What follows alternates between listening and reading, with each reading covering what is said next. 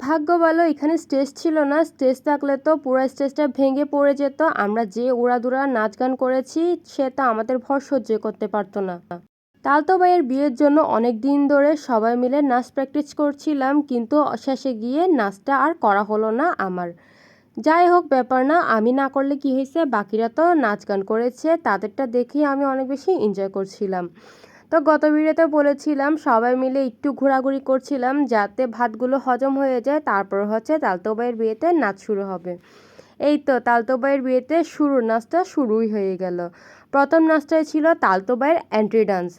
এই ভিডিওগুলো কিন্তু আমি আপনাদের সাথে শেয়ার করেছি, আপনারা তো নিশ্চয়ই ইতিমধ্যে এগুলো দেখে ফেলেছেন। এই ডান্সগুলো কিন্তু খুবই বেশি সুন্দর হয়েছে, আর এগুলো কিন্তু অনেক দিন ধরে প্র্যাকটিস করা হয়েছিল। সবাই আলাদা আলাদাভাবে প্র্যাকটিস করেছিল, যে যার বাসায় ছিল তার বাসায় প্র্যাকটিস করেছিল। তালতো ভাইয়া চেষ্টা করছিল সবার সাথে তালে তাল মিলিয়ে নাচার জন্য। প্রথমটা যেহেতু অ্যান্টি ডান্স ছিল, তাই তালতো ভাইয়া আমাদের সঙ্গে ছিল। তারপরে তো একে একে করে প্রত্যেকটা গানে সুন্দর করে নাচ গান করা হচ্ছিল। এই নাচ গানগুলো কিন্তু খুবই সুন্দর হয়েছে, সবার অনেক দিনের চেষ্টার ফল আর কি। সবাই অনেক সুন্দর করে পারফর্ম করেছে, আর সবাইকে কিন্তু দেখতে মাশাআল্লাহ অনেক বেশি সুন্দর লাগছিল। আমার তো সবার সামনে নাচতে লজ্জা লাগে, তাই আমি আর নাচলাম না, কিন্তু আমার কাজিনরা তারপর হচ্ছে ভাগ্নিরা খুব সুন্দর করে নাচছিল। সবাই জুটি আলাদা আলাদা করে বেঁধে নাচছিল। সব গান কিন্তু আগে থেকে সিলেক্ট করা ছিল আর ফিক্সড করা ছিল, তাই একের পর এক গান আসছিল আর একের পর এক সবাই নাচা শুরু করছিল। কোনো গানের মাঝখানে কিন্তু থামা হচ্ছিল না, যাতে দর্শকদের ইন্টারেস্ট বজায় থাকে। যদি একটা গানের পর 2 মিনিট 3 মিনিট বিরতি থাকে তাহলে কিন্তু দর্শকদের আগ্রহ কমে যায়।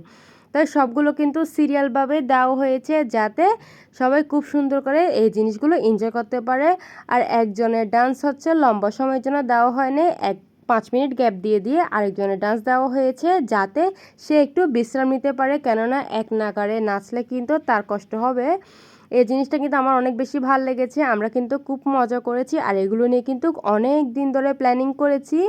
তালতো ভাইয়ের বিয়ে নিয়ে আমাদের যে আগ্রহ ছিল, মনে হচ্ছিল যে এটা তো আমাদের ঘরেরই বিয়ে। আমাদের তো ফিলই হচ্ছিল না যে এটা তালতো ভাইয়ের বিয়ে। আমরা তো নিজের ঘরে যেরকম এনজয় করি ঘরের বিয়েতে, ওই রকমই অনেক বেশি এনজয় করেছিলাম। ভাইয়াকে নিয়ে দেখেন সবাই একদম সার্কেল বানিয়ে ফেলেছে। এখানে আমারও যাওয়ার কথা ছিল, কিন্তু আমি যেহেতু ভিডিও করছিলাম তাই আর যাওয়া হলো না।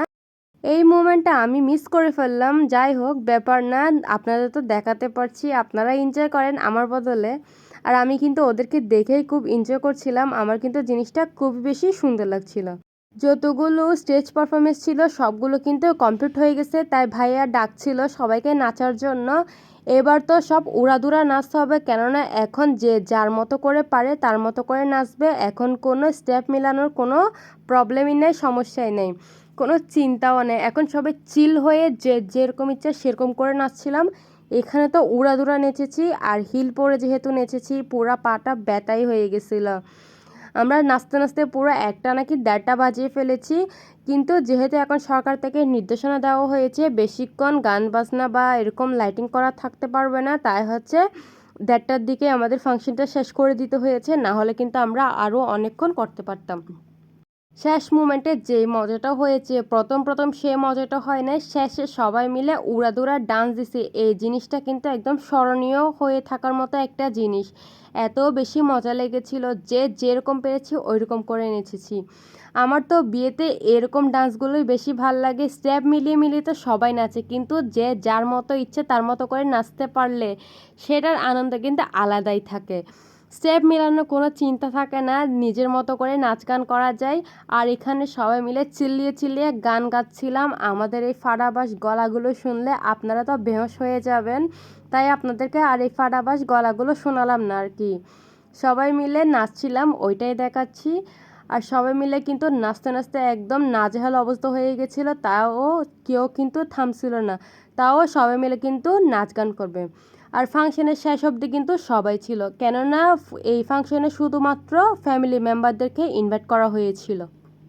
আর সবগুলো যেহেতু নিজেদের ঘরের মানুষ, তাই ওদের সাথে নাচ গান করতে কিন্তু মজাই লাগে, বিশেষ করে কাজিনদের সাথে আর দুলাভাইদের সাথে। দুলাভাই আর তালতো ভাই তো খুবই এনজয় করছিল। তালতো ভাই কিন্তু নিজের বিয়েতে জমিয়ে দিচ্ছিল, নিজে খুব মজা করছিল, নাচ গান করছিল। আর দুলাভাইও কিন্তু খুবই এনজয় করছিল আর কিছুক্ষণ পর পর আমাদের দিকে তাকাচ্ছিল। তারা বলছিল আজকে একদম থামা যাবে না, যতক্ষণ না ফাংশন শেষ হয় ততক্ষণ কিন্তু নাচতে হবে। আমরা যদি একটু রেস্ট করতে বসি আমাদেরকে আবার ধরে নিয়ে আসে, মানে বলে যে আজকে রেস্ট করা যাবে না, আজকে হচ্ছে নাচ গান করে উড়াই ফেলার দিন।